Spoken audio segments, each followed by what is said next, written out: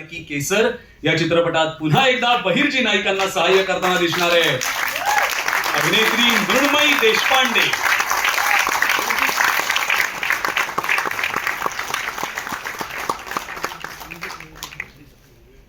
बाजीप्रभू देशपांडे यांची भूमिका गाजवल्यानंतर पुन्हा एकदा हा उमदा कलाकार आता शिवरायांच्या तटबंदीच्या स्वरूपात दिसणार आहे. सुभेदार तान्हाजी मालुसरांच्या भूमिकेत अजय पुलकर.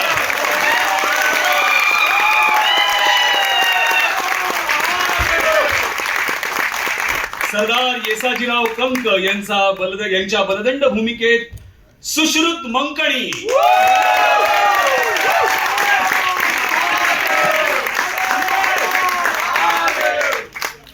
अफजल खानाच्या बिगडेल बेट्याच्या फाजल खानच्या भूमिकेत आपल्याला दिसणार आहे तुमचा लाडका ऋषी सक्सेना.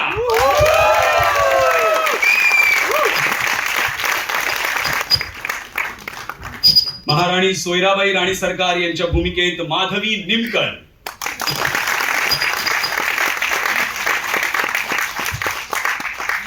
फाळ्याच्या फाळासारखा सरनोबत पिलाजी गोळे यांच्या भूमिकेत अक्षय वाघमारे.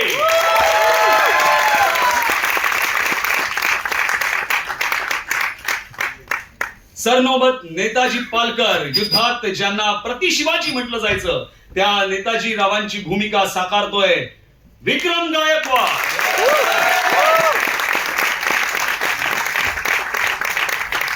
स्वराज्याचे पेशवे मोरोपंत पिंगळे यांची भूमिका साकारली आहे सचिन देशपांडे यांनी.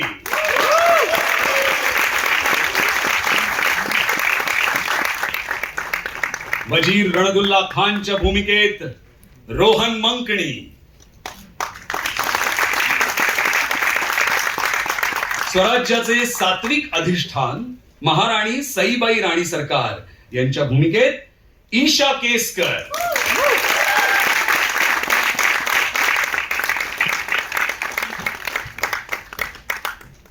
कुटील कृष्णाजी भास्करांच्या भूमिकेत ज्ञानेश वाडेकर.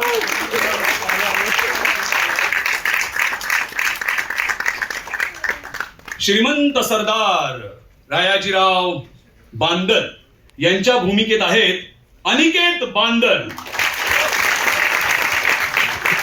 इथे महत्वाचं सांगावंसं वाटतंय अनिकेत थेट बांदल घराण्याचे वंशज आहेत.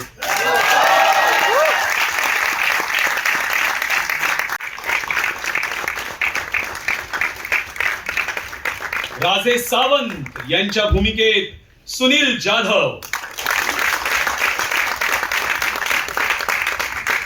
थोरल्या संभाजीरावांच्या भूमिकेत प्रवीण दिघे.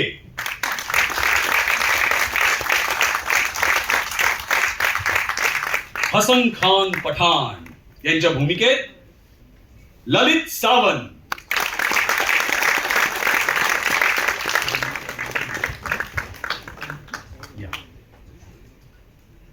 सरदार अंकुश खानच्या भूमिकेत प्रसाद सुर्वे.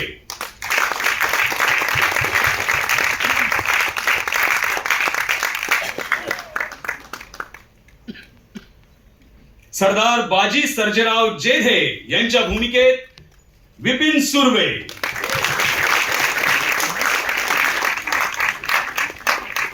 सरदार कोंडाजी कंक यांच्या भूमिकेत कुणाल धुमाळ.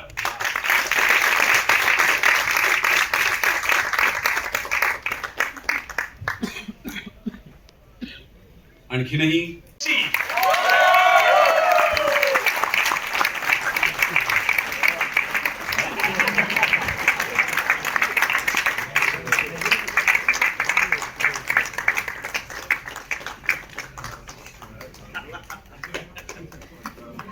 आपका स्वागत.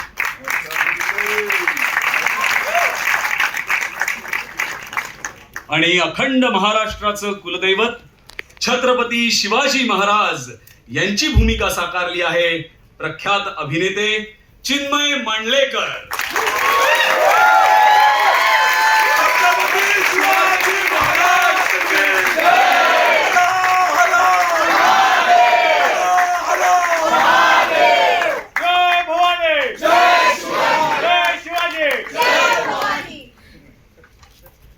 नमस्कार, जय शिवराय.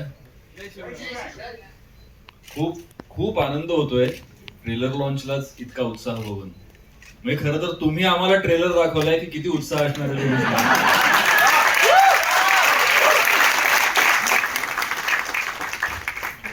तुम्हा सगळ्यांचे खूप खूप आभार मानतो. आपल्या पत्रकार मित्रमैत्रिणींचे पण खूप आभार मानतो. ते तर आमच्यावर बरोबर प्रतापगड पण चढले. बरे आहेत ना सगळे? हो. आणि आता मी मुकेश सरांकडे माईक देतो, कारण आजचं खास आकर्षण खरं तर मुकेश सर. सिर्फ मंच पर स्वागत नहीं है आपका, मराठी चित्रपट सृष्टि में भी स्वागत है.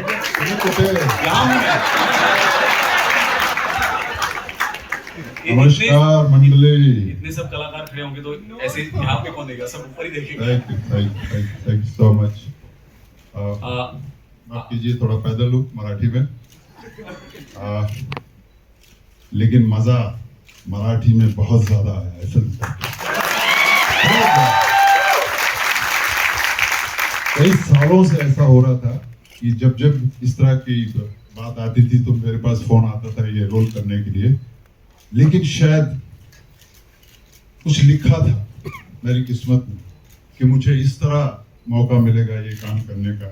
और मुझे बेहद खुशी है कि इस फिल्म का मैं हिस्सा बना, क्योंकि दिग्पाल जो है उनके अंदर शिवाजी महाराज रचे और बसे हुए हैं.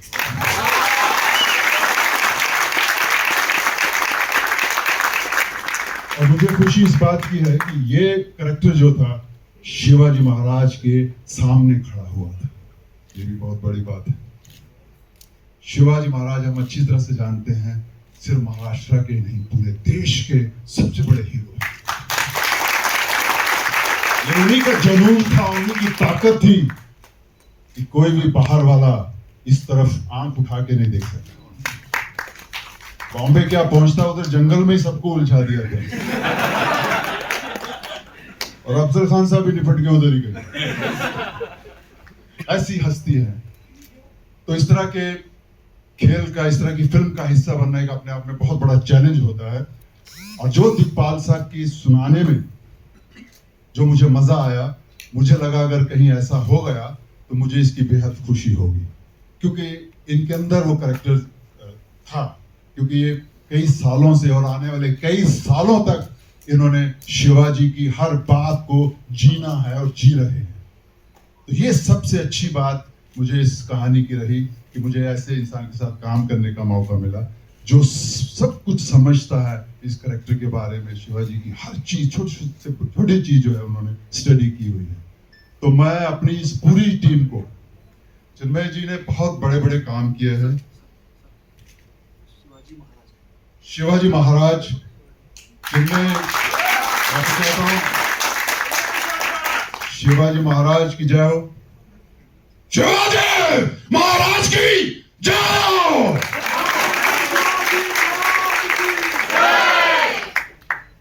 परतंत्र चित्रपटामध्ये दिग्पालनी ही जबाबदारी दिली, मोत्याजी मामा रेवळेकर. ती पार पाडल्यानंतर फत्ते शिकस्त मध्ये तो म्हणला की नाही, सुभेदार तानाजीराव साकारायचे, त्याच्यासाठीची तयारी सुरू झाली.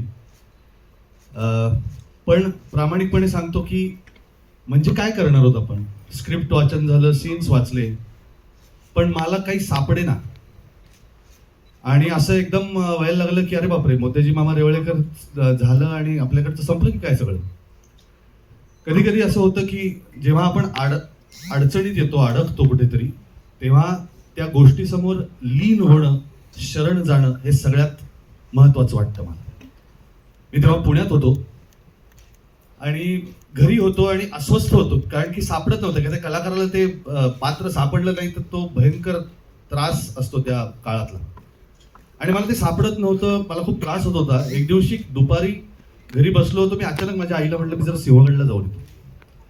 मी बुलेट काढली, डायरेक्ट सिंहगडाला गेलो, गाडी पार्क केली आणि तडक चालत सुभेदारांच्या समाधी समोर जाऊन उभा राहिलो. डोळे मिटले, हात जोडले आणि माझ्या मनातले सगळे प्रश्न त्यांना विचारले. मी विचारलं, तुम्ही कसे होतात, कसे चालायचात, कसे बोलायचात, महाराजांशी कसं बोलणं होतं.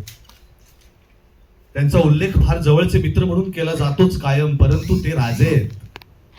तर ती अदब, ती जाण कशी ठेवलीत. थोडासा म्हणजे फत्तेशी कसं तुम्ही पाहिलात, एक ड्राय ह्युमर पण आहे तानाजीरावांच्या कॅरेक्टरमध्ये. तो मी मुद्दामून नाही आणलेला. 10 मिनिटानंतर डोळे उघडले, नमस्कार केला, डोकं टेकवलं समाधीपाशी, खाली आलो, गाडी काढून घरी आलो आणि त्यानंतर जे तुम्ही बघितलं ते पडद्यावर बघितलं.